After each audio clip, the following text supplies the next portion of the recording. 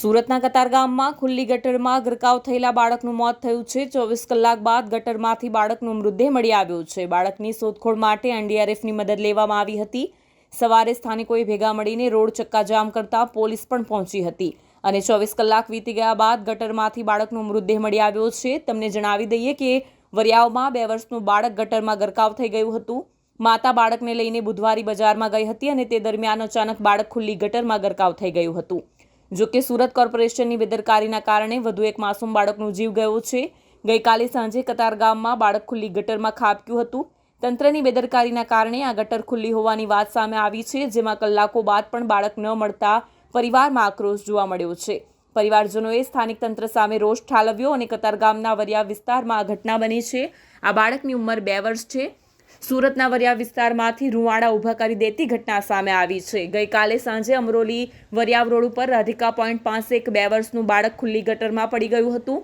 24 કલાક બાદ આજે એ બાળક વરિયાવ પમ્પિંગ સ્ટેશનમાંથી મૃત હાલતમાં મળી આવ્યો છે।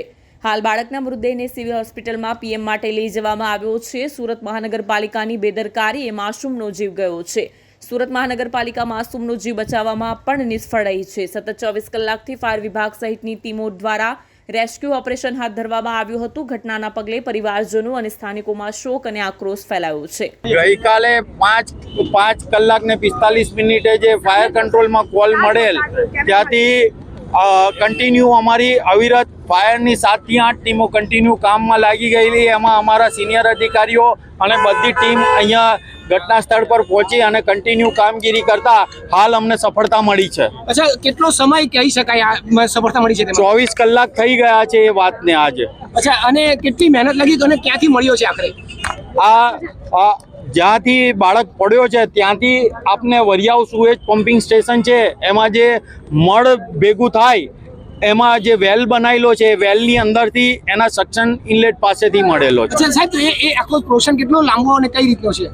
અંદાજે 1 થી 1.5 કિલોમીટરનો એરિયા છે, જે આમ તો 700 થી 800 મીટર એ ઇન્ટરનલ જે સ્ટ્રોમ વોટરના ડ્રેનેજના મેન હોલ ઓપન કરી અને અમે આગળ ચેક કરાયું। પછી અમને લાગ્યું કે હવે આનાથી ડ્રેનેજનું વોટરની આપણે ડેપ્થ વધારે હોય ત્યાં અમે જેટિંગ મશીનનો પણ ઉપયોગ કર્યો ડ્રેનેજ વિભાગની, અને આગળ સર્ચ કરતા અમને વધારે શંકા લાગતી હતી કે જે આપનો આ પમ્પિંગ સ્ટેશન છે એની અંદર હોઈ શકે બાળક। તો અત્યાર સુધી એ કામગીરી ચાલુ હતી અને એક બીજી બાજુ આપણે બોટ નાખી અને ખાડી સાઈડ પણ જવાના ચાન્સીસ હતા, તો ત્યાં પણ આપણી સર્ચિંગ કામગીરી ચાલુ હતી અને હાલ સફળતા મળી। અચ્છા, તો આ જે સફળતા મળી છે એ કઈ જગ્યાનું કહી શકાય ને કે ડ્રેનેજ લાઈન જ છે કે પછી પમ્પિંગની લાઈન કઈ જગ્યા? હવે આ જે ડ્રેનેજનું પાણી જતું હતું એમાં જ બાળક એ ડ્રેનેજ વિભાગ દ્વારા એમ કહેવામાં આવે છે આ ડ્રેનેજનું પાણી આવે છે